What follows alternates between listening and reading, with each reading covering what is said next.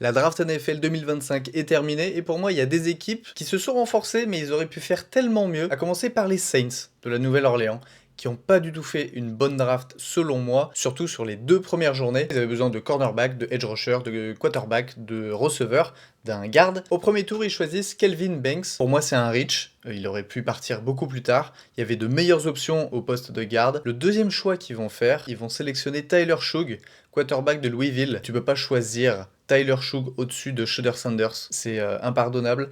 Et après, sur la 3e journée, ils vont se rattraper et ils vont choisir des bons joueurs.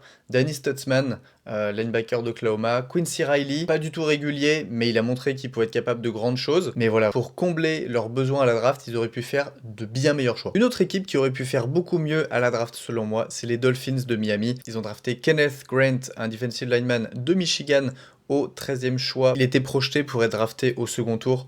C'est typiquement un reach, à voir ce qu'il va devenir. Ensuite, au 2e tour, ils ont trade up pour aller chercher le garde Jonah Savaiana. Pour moi, il y avait mieux à faire, encore une fois. C'était un joueur qui devait drafter plus tard. Donc voilà, en termes de valeur, ils auraient pu faire beaucoup mieux. Ils ont drafté Jordan Phillips, par contre, qui était un bon choix en 3e tour. Et ensuite, les Dolphins, ils n'ont pas drafté de joueurs jusqu'au 5e tour. Donc voilà, les 2 premiers choix, c'est le numéro 13 et le choix numéro 37.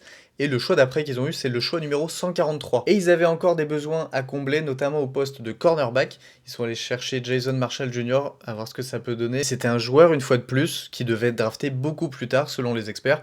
Donc là, je comprends pas trop ce que les Dolphins ont fait. Quinn Ewers au 7e tour. Pourquoi pas, voir ce que ça peut donner. Quinn Ewers, ça peut être un backup en NFL sûrement. Mais voilà, pour moi, les Dolphins pouvaient mieux faire sur cette draft. Une autre équipe qui a fait un choix très très bizarre, c'est les Falcons d'Atlanta. Ils sont allés chercher Jalen Walker, excellent edge rusher.